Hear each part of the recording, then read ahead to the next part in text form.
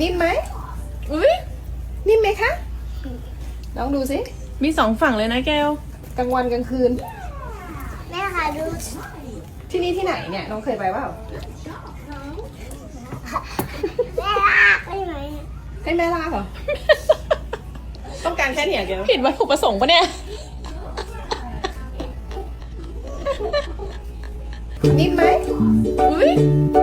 นิ่มไหมคะลองดูสิ มีสองฝั่งเลยนะแก้ว กลางวันกลางคืน แม่ค่ะดู ที่นี่ที่ไหนเนี่ยน้องเคยไปเปล่า แม่ลากได้ไหม ไปเปล่า